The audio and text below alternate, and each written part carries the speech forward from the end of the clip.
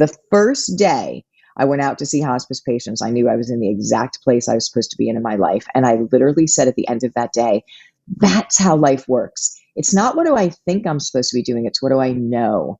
What is my calling? What is the direction? And I've lived my life every single day in that way since that point, and it's been an incredible journey.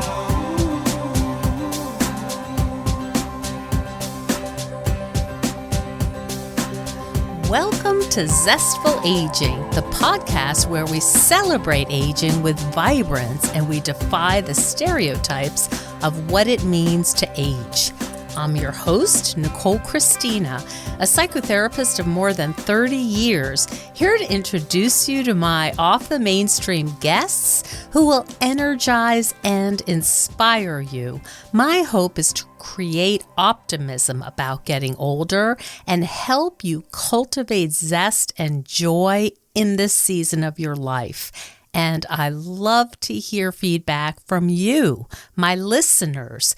Please drop me a line at zestfulaging@gmail.com.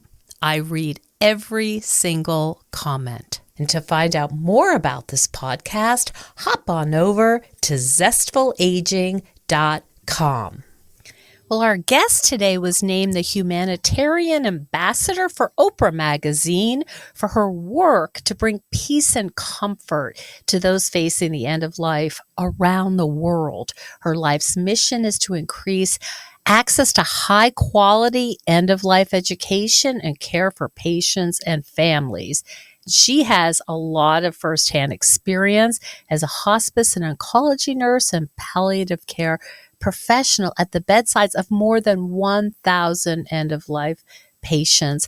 Today, we're going to talk about what makes a good death. Welcome to the show, Suzanne O'Brien. Thank you so much for having me. I am really excited to talk to you. You are on a mission. And, you know, I listen to some of your podcasts, your trainings, and I can really, your passion for this is palpable. Thank you for that. And I'll often say this chooses you, this work, and it really is a calling. And I think the most important thing we could always do is answer what is being called and asked of us. I love that. And I'm curious, when and how were you called? You were trained as a nurse. You went and you did, floor nursing, it sounds like. Tell me about the calling.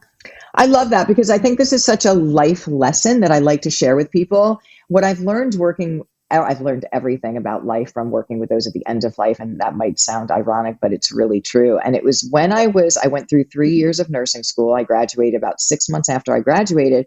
I remember being in the hospital corridor of the medical surgical floor. And I thought that I was going to make a difference and be with patients and give them comfort. And I had such little time with the actual patient because our system is struggling, and it's a lot of, medication administration and documentation from the RN. And I thought, I'm never going to get that fulfillment that I thought from this work. And I heard this little voice that said, go to hospice. And I thought, why am I hearing that? I have no end of life experience. But when I heard that voice say, go to hospice, there's something that was a feeling that I never felt of, like, connected, peace, excitement, like that was right, even though analytically it didn't make sense. And after hearing this a few times, I said, I don't know what this is, but I'm just going to follow it because I know I know there's more to life, and I know I haven't found it. The first day I went out to see hospice patients, I knew I was in the exact place I was supposed to be in my life. And I literally said at the end of that day, that's how life works. It's not what do I think I'm supposed to be doing, it's what do I know? What is my calling? What is the direction? And I've lived my life every single day in that way since that point. And it's been an incredible journey. The congruence of it, you just felt it. Yep. That's beautiful. And then, was it then you decide to go to Zimbabwe? I love that. So I went to hospice and I realized this is such an important moment in people's lives. They can't do this over. And in the United States, it wasn't going as well as it could go because of multiple factors of fear. We'll get into all of that right now. But at the same time, I realized that there were places in the world that didn't have the medications and the support that we have, that we're so lucky to have these things. And somebody introduced me to a organization called Africa Hospice that was doing work in South Africa and Zimbabwe. And I started volunteering for them right away, knowing that their plight in this space was, so much more challenging. I heard there were 7-year-old children taking care of dying parents. The average age of a woman was 42. And I just said, what can I do to help? So I started helping. And then about a year and a half into it, the head of that organization said, you should come. You're invited to come to Zimbabwe, live with the medical team, and go out to see patients it through their eyes. And I thought, what an invaluable offering. I can't say no to that. So I went over to Zimbabwe, and that changed everything in my life in multiple ways. And what did your family in upstate New York think, and your friends saying, yes, I'm going to Africa to learn about being with dying patients? What's really interesting about what you just shared is that I thought I was going to Africa to support them, right? And they taught me. So that was the pivotal turning point. But what my family thought, I had known someone who did the volunteer trip that was pretty close to me before. It's not an easy situation in different parts of the world, let's put it that way. So I remember planting the seeds with my parents, my mom especially, and then, oh, good, okay, great. And then I remember making the phone call. It was on a Sunday to her to say, I just want to let you know I'm booking my flight to Zimbabwe. And she's like, okay.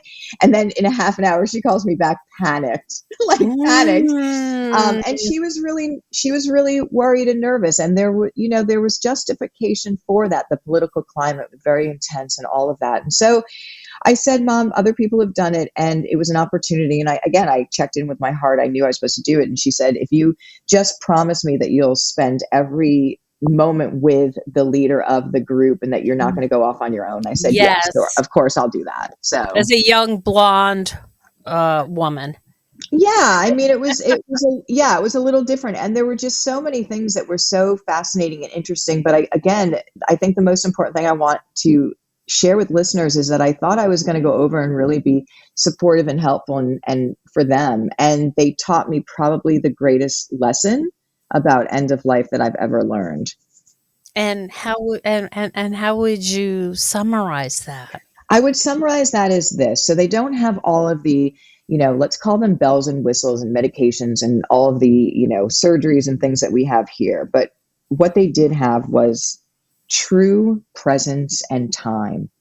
And I would see them take a neighbor and go ahead and train them on what the physical way that the body shuts down naturally, and sit with the neighbor in the neighboring hut and hold space for not only the person dying, but for the family as well. And I thought, gosh, that's like a doula, like a birthing doula. Mm-hmm. And it worked so well that it dawned on me, wait a minute, do we have this all wrong? Have we been treating end of life like a medical experience, and it's not, and we expect doctors to fix it? Have we forgotten that it's a natural part of the life journey and a holistic one, and that everyone is going to go through that? And when the way that the body shuts down, and it was really beautiful to see people shut down naturally the same way, whether on a dirt floor in Zimbabwe or a mansion in Millbrook, that common way that we are tied in our humanity is such a missing link, I think, and missing message that's not with us today. But also, families 100 years ago used to care for their end of life loved ones at home, and then they had living wakes at home. I mean, they had home wakes at home and all of the things. And we've literally removed that. It's like we've almost outsourced our aging, our elderly, and turned this into a medical experience. Sterilized it. Mm-hmm. Paralyzed it, that doctors are supposed to fix, and it's not something that can be fixed. So have we created this dysfunctional space where end of life's not going well and the fear developed? And I'm going to say absolutely. So that awareness, I came back and started teaching right away on that. Just started to say, hey, we just forgot. And here's the tools that you can use to care for your loved one, which we all are going to be asked to show up and do at some point in our lives. Wow. I want to get back to that because it sounds so transformative. I'm curious about the funeral industry and its part in, we could call it the industrialization or the sterilization or whatever of death. How has the funeral industry contributed to outsourcing? Again, yeah, I love that. Thank you for that. There's a continuation of outsourcing. And what happened with this outsourcing is that it's going to show up. So the first part is it's going to show up. We don't know. Usually most families don't know what end of life looks like. So they're completely in this fight or flight stage. Then we outsource the next part, which is the funeral. And what that has done is stripped away the ritual, put a time limit on it, made it something that's out of our hands and control. And we wonder why we have so much traumatic grief, because that whole through line, it shows up in a shock phase because we're treating death like it's optional. We know it's going to show up. Then that doesn't go well. It's rushed. Then the first thing people usually do, because we don't know, see, if we remove the sacredness that end of life is, we remove all of the choices that we have around it. And one of those choices is, where do I want to be and how do I want to be honored? And so people are going into what I call a default. They go into quickly, the number one question that I get when someone dies is, what do I do now? And usually they hit the button, call the funeral home. The funeral home can come. This is their job within, the hour, 30 minutes, whisk that body away. And we almost miss the whole entire thing. Now you go, you have maybe a couple of hour service, then it's over. It doesn't work like that. So we've really chopped this all up, unfortunately. And we have a real epidemic of not good deaths, but also of traumatic grief right now. And we need to really bring back the awareness that death is a natural, sacred part of the life's journey and can go really well with the right education, kindness, and support. That's what I'm here to provide. Wow. So you're talking about a deep cultural change. Yes, I am. Yep. Have you found that lately? I know, I'm sure you're familiar with Alua Arthur and some of her work. Do you feel like people are more open to this now, or are you wondering when they're going to become more open? No, I think that they are. And Alu and I used to, we were on 2 national boards together. So yeah, know her very well. And it's wonderful, the conversation. And so I think that people are very open to it now for 2 reasons. Number one, I think when things cycle and they see that this is absolutely not working on all fronts. So I think it's coming back in. But then I also think that COVID helped this, because when we were denying, death was, treated as optional. If I don't think about it or look for it, maybe it won't happen. And then COVID really taught us that at any time, death can be a part of our existence and will be, but also how much more difficult that experience is when we're not prepared. And that we got a whole global life lesson in that all at once. Oh, I see. So factors coming together. Yeah. It's so interesting. Hi, Zesties. Well, we all know that exercise is really important, especially as we age.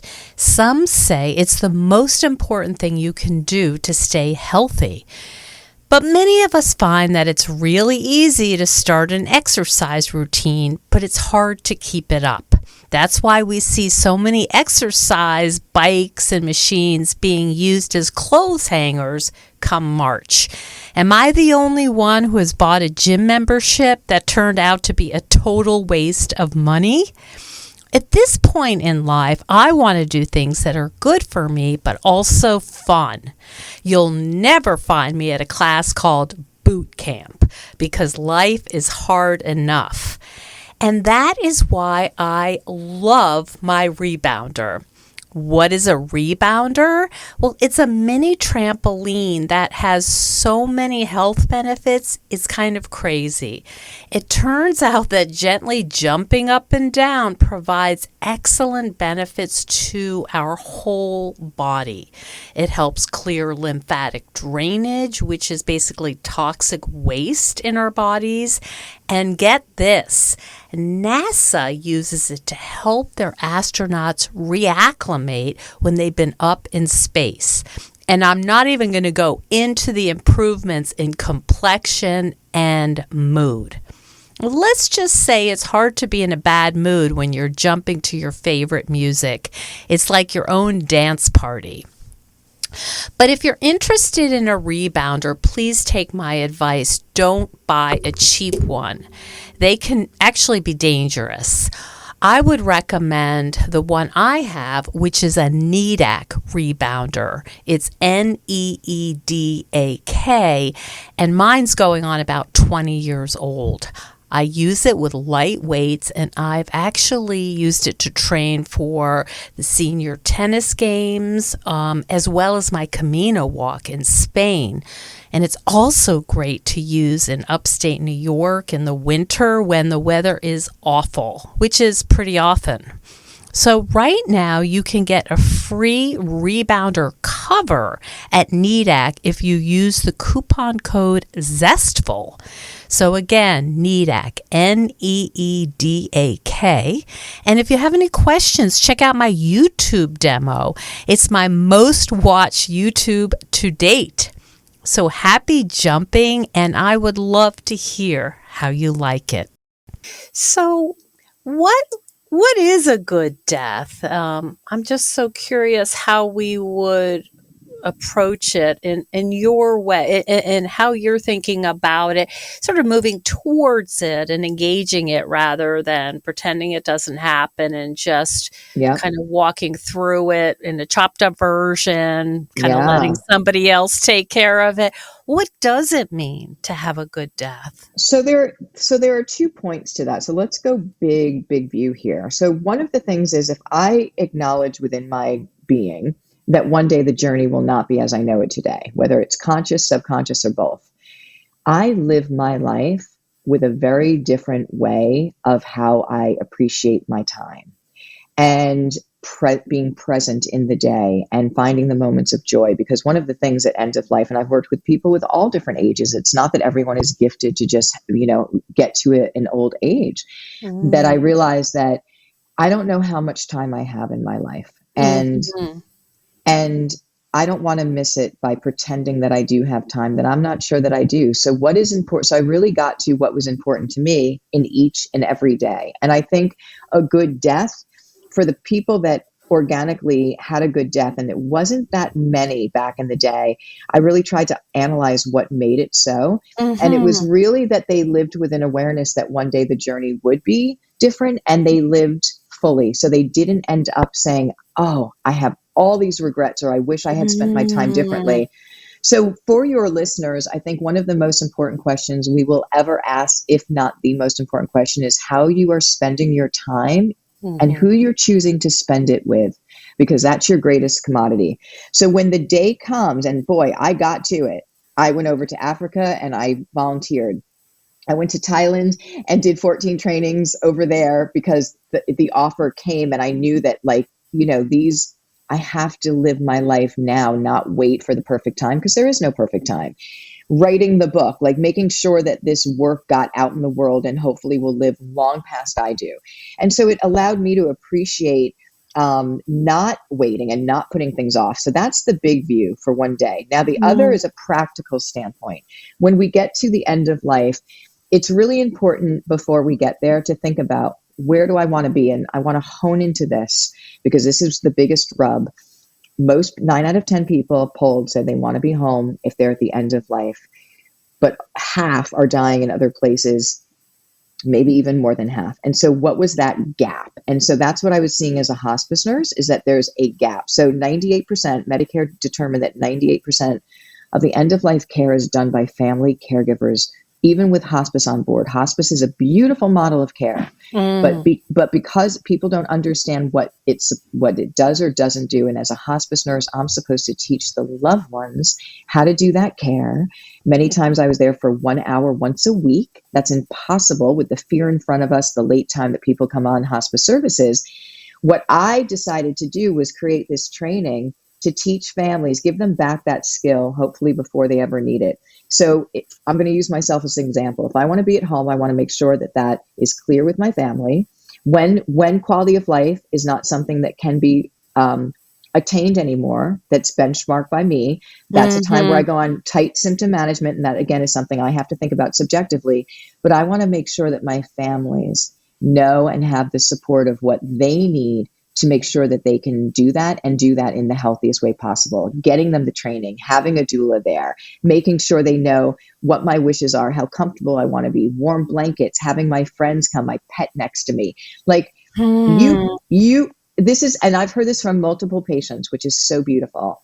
At a time that feels like a loss of control, and I totally understand that, when we share all the choices that are empowering to people of what they do have choices about, they have literally turned their energy from something that was just kind of going into default to saying, wait a minute, I get to choose, like all of the, and that changes the energy. It also gives your family a guide on how to support you in one of the most difficult times that they will be going through as well. So that's a good death. Yeah, it's a gift for you and for your family. Yes. Now, I don't want to get too granular here. I love what you're saying. And 5 wishes helps us with this. But if I'm listening and I'm saying, yeah, I need to do that, what do people need to do today? Do they need to get 5 wishes? Do they need to go? What is the practical application of what you're talking about? Perfect. So there were 5 distinct categories that I had noticed, and I've been honored and blessed to be with over 1,000 people at the end of life. So there were 5 distinct categories that prevented people from having peace at the end of life. Physical choices, emotional choices, mental choices, spiritual choices, and also financial sound choices. So in the Good Death book, which just came out, there's a peace of mind planner that has all those 5 choices. Now that's in the book, and that goes through it prompts you with all the choices. However, with my work, I have never found, and I love the 5 wishes. I think it was the best document that I had used until we created a 9 choice document. And the reason for this is that I never had in completion all the choices that I saw that people really needed to answer to have that good death. And that's available for free on our website at doulagivers.com. And that's something everyone should do today. Okay. Not when they're ill. They should get that document. It prompts you. It's easy, and do it today. And it's free. Let's pause because I want to really underscore this, Suzanne. Go to doulagivers.com when you're finished listening to this conversation and go through the document. It's not, am I correct? It's 9 items. 9 choice. Yep. It's the 9 choice advanced directive in the free resource center. It's wonderful. You know what's so funny? I was, because I talk to a lot of people, obviously, who are working with older elders and all ways, all over, all walks of life. And of course, I've spoken about dying before, and I thought, boy, I don't know, 5 ways, that's a little, put it on my to-do list, but I felt such relief. And you've been using the word peace. There was something about saying, I want my dogs. I want chocolate. I want to be in the woods. I want, this music. This is how I want it to look. I had never experienced that feeling before because I hadn't really gotten specific about what I wanted it to look like. And I think people might be surprised that when they go through this document, there's a relief there that you didn't even know you needed.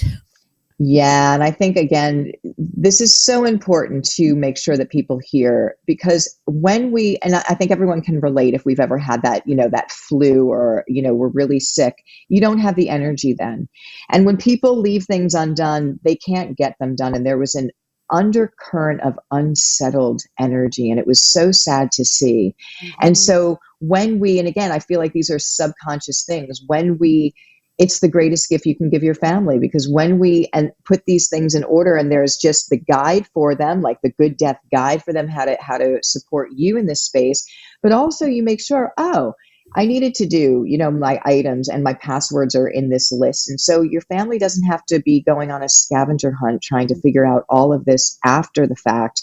There's a real serenity and peace to that, where you can literally let yourself just be in the situation that you are. There is a man, if I may tell a story, he had advanced liver disease, and he was very sad and lonely, and he felt, again, out of, like loss of control. When he sat down with one of our certified doula givers and went through the Peace of Mind plan, 9 choices, this man lit up and changed by the end of that session because he had all of these choices, but he also felt that peace that what you're talking about. And so this is, again, something that all of us should do, not just for our own peace of mind, but for the gift that it provides our family. Yeah, it is. It is a feeling I did not expect at all, but there was a lightness like, Yes. okay, I'm making choices and I get to, orchestrate this. That's right. It is your journey, and we're here to support your journey. And I think that this opportunity of also sharing with your loved ones, whether you put it in, your document, love notes, write a letter to them, eulogy in first person, is your opportunity to share what you want people to know, what you've learned in this life, maybe things that weren't said, or maybe things that, again, that you wish you had done differently. Whatever it is, this is your time, and we should all be here to support you. Do you find, Suzanne, that people change or evolve in their wishes over their life? And I'm just curious, is that something you've experienced, that maybe at one time you wanted to be in the garden or be surrounded by flowers or whatever, and then you took a trip or whatever and said, well, actually, I want to do something different now? So that's a great question. I think one of the things that I'm finding, so this is a working document. You can change it at any time. So I want people to know that as well, that it's not set in stone. 2 things happen. Number one, usually the healthcare proxy will change, especially if it's a spouse and now they're divorced. So that's something that changes. The other choices that have changed that I've seen have been literally choices about disposition. So what happens after? Because there's so many wonderful green options now, and environmentally friendly and financially friendly, like water cremations have come about. Natural burials are a big topic. In fact, I'm doing an interview next on that with Oprah Daily, which is wonderful. This is so important. And so we want to know that, yes, if something comes about where I feel connected to it emotionally and spiritually, that feels right to me, I can change that. But I think 9 out of 10 people want to be at home. And I think that stands pretty consistent. And I think those choices are really, really important, and that you make sure that your family knows those are your wishes, but also, who's supposed to be there? What does that look like? And then how do you want to be celebrated? Like, it goes into everything right now. And I don't think, and I just want to impart this, I don't think that the 2-week, having a memorial or a celebration, and after 2 weeks we're done with it. I think that, bringing back the awareness that we're never going to be over someone that we've said goodbye to in the physical form, but it can change. It can change the energy. And there's a possibility that you may want to do an annual celebration on your birthday, or have your family, whatever it may be. And these things, again, have turned such a peace and such a it's more of a celebration of that life. And that relationship, rather than what we're seeing now, which is a rushed and a very sad, and then closed. Yeah. And then a closed section, which will come out in many different ways on its own. I love what you're saying, Suzanne. As a clinician, I hear people who have lost loved ones almost having to apologize, almost feeling like, I'm not over it yet. Life goes on. Right. We've done the paperwork, friends and family are kind of moving on to the next thing, but feeling like, no, I'm not over it yet, and I'm waiting to be over it. You're really turning that on its head and saying, no, you're not over it. So how do you want to work with that and make it mean something? Right. So your energy and emotions need a container, right? So they need a place to go. And right now we're not providing and giving permission to people to have a place to go with that. But I also want to say what happened, which was a surprise to me, and I'm so grateful for it. I teach people. So I developed, the very first thing that I did when I was a hospice worker is develop a full training, a 90-minute training on how to care for your loved one at the end of life. I decided that, from all the experience, 3 distinct phases. I could see that there were 3 distinct phases at end of life. I could share with you the interventions to use, how to set a sacred space, and all of the beautiful things about, naturally how the body shuts down. Now, that has been used to date with over 360,000 people globally. But here's what I want to say. There are people that have shared that training, learning about how to care for someone at the end of life naturally, has healed their grief. And I'm talking about grief that people were talking about being stuck 40 years, 30 years, people who've had children leave this world way too early. So something about bringing back the sacred natural knowledge was so comforting to them. It helped them to shift what was stuck. So I think on top of, allowing us to have containers for ritual on an annual basis, and knowing that grief, I call it the rainbow of grief. It's not linear. It goes up and down, and that it doesn't have a timeline. But also, what things have we seen that may be surprising to you that can help you to heal that grief? And one of them is learning again the natural sacred experience that end of life and life is, because they're not exclusive of one another. I've learned everything about how to live from the wisdom of those at the end of life. This is so fascinating, so important. What the concept or the vision image that comes to mind as you're talking about is metabolizing. It like it gets stuck, right? Yes. There, and it's just I don't know if it's festering or it's just stuck. You talk about energy, and I think about, in my experience, being with that in a very real, being with the dead body, touching the dead body, stroking all of this helps metabolize. It does. Pain.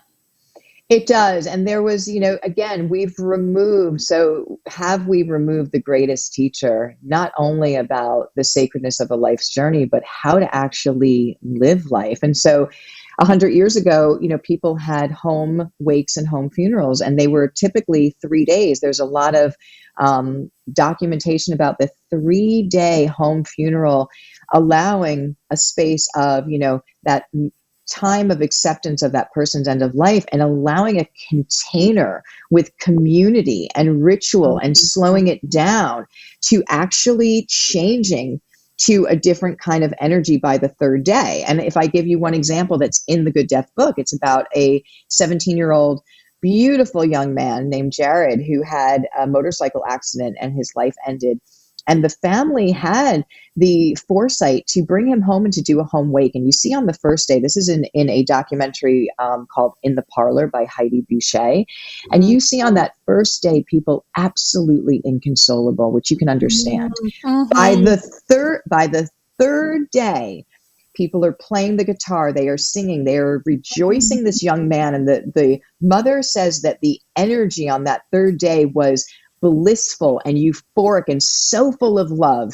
If that's a possibility that can happen from a traumatic early end of life, think about what it can do for everyone else. And generations to come. I mean, those are parents or parents to be. And then what do they do in terms of intergenerational trauma and all of that? So cleaning this up and clearing it up and metabolizing has implications, ripple effects throughout one's life and one's family life and one offspring. I think that I love that you shared that. And I think that what we're seeing today are the adults that as children were protected or shielded, quote unquote, from end of life. And they have such a dysfunctional relationship with death that's cellular. And I will literally go back and try and have them identify when that started. And you can understand, people weren't allowed to see their grandparents or told they were sleeping or that they just went away. And they're, and we take our cues from parents. So I think that one of the greatest things we can do for our children is allow them age appropriately to understand that death and end of life is a natural part of the life cycle. Animals die, nature dies, grandparents die, and even sometimes peers die. By the way, those little masters, as I call them, are so much more aware than we give them credit for. And it's one of the most important things that we do is handle this in the healthiest way for them, because it sets them up with a healthy relationship with something that's so natural their entire life. Mm-hmm. Hey, Zesties. Well, I'm pretty sure I'm not the only one feeling tense and anxious these days. Every day, it seems like there's more scary news.